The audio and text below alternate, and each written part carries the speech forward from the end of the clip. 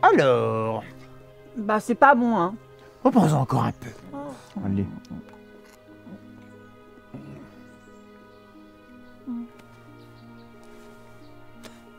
Et bah en fait, je m'y fais. C'est pas si mal. Puis c'est naturel, hein. Il y a que des plantes dedans. C'est forcément bon. Ouais. Je sens déjà toutes les toxines hein, qui sont en train d'évacuer mon corps grâce aux propriétés émonctoires des antioxydants. Hein. Oh, je parle bizarrement là. Oui, mais nous avons élucidé la cause du E préposal. Le coin, hein. Exactement. La position absurde de votre contradicteur vous est insupportable parce qu'il défend une opinion en décalage avec l'ordre des choses, avec le fonctionnement du monde tel que vous vous le représentez.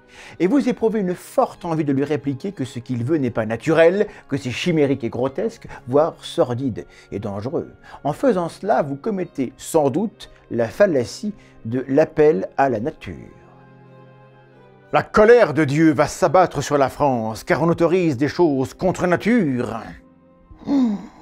Un coucher de soleil, un bébé lapin, le ressac d'une mer turquoise contre une falaise de calcaire blanc, c'est beau. C'est la nature. La nature nous fournit la lumière, l'eau, les plantes avec leurs fruits, les poissons, les parfums, les étoiles dans la nuit, tout ce qu'il nous faut pour vivre bien, épanoui. D'une certaine manière, la nature est providentielle, on y trouve tout.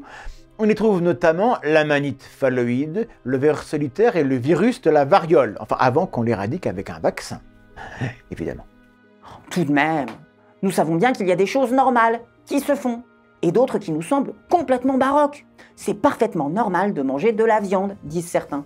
Et d'autres répliquent que c'est encore plus naturel de ne manger que des végétaux, comme nos ancêtres plus lointains. Qu'on ait tort ou raison sur la réalité du régime alimentaire de nos aïeux, on trouve le même type de raisonnement des deux côtés de ce débat, et dans bien d'autres cas également. Mais enfin, laissez-le tranquille. C'est naturel pour un homme d'exprimer sa personnalité en tabassant les autres. Ce qui paraît naturel, c'est ce qui n'a pas besoin d'être justifié. C'est ce qui se produit... naturellement, on peine à trouver un autre mot pour exprimer l'idée. C'est ce qui n'a pas besoin d'une cause, d'une motivation, mais se produit parce que c'est dans l'ordre des choses. Le naturel, c'est ce à quoi on est habitué, ce à quoi on s'attend. C'est aussi ce contre quoi, il serait vain de lutter. Et c'est bien l'idée que l'on veut faire passer lorsqu'on utilise le mot naturel dans un argument. On s'attend à une sorte d'effet magique par lequel le mot tourne en ridicule les idées contraires. Le problème, c'est que deux contradicteurs peuvent invoquer la nature à l'appui de leur thèse. En effet, la nature, c'est vaste. Nous en avons tous une représentation personnelle et on ne sera pas toujours d'accord à 100% sur le sens du mot naturel. L'offre et la demande se régulent toujours l'une l'autre. C'est pour ça qu'il faut laisser les marchés suivre leur cours naturel sans intervenir. Pangloss, le professeur de Candide, nourrit la même illusion selon laquelle les lois de la nature concourent à tout arranger. On appelle pensée panglossienne la logique qui veut que nous prenions exemple sur la nature dans nos décisions. L'idée n'est pas nécessairement mauvaise, mais elle se heurte au fait que personne n'a une connaissance assez grande de la nature pour pouvoir porter réellement un tel jugement. La nature fait bien les choses. Or, la nature n'aide pas les pauvres et les mal adaptés. Elle les élimine. Désolé. Confondre ce sentiment de naturel avec la réalité, c'est oublier que nous jugeons sans avoir accès à l'ensemble des faits et des connaissances sur le monde.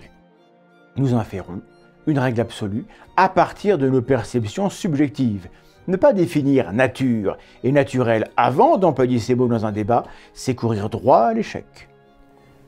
J'ai prélevé un peu de cette sève sur ce grand appel à la nature, là. Quel bel arbre! Oh, le Séricillictus, c'est vrai qu'il est beau, maître. Il sécrète une irrépressible envie de l'embrasser. Oh bon? Mais si tu t'y aventures, tu restes collé, des dizaines d'animaux viennent te pisser dessus. Ou pire, j'ai perdu mon 11e disciple comme ça. Bon, ce qui me rassure, c'est que votre évaporation Elle était naturelle. Oh. Il t'en reste encore un peu là. C'est bien.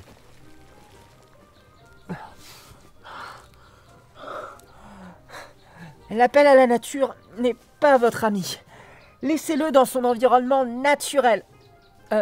Maître, je peux dire naturel dans ce contexte? Enfin bref, prenez garde aux conversations stériles que nous ferions tous mieux d'éviter. Maître! Maître!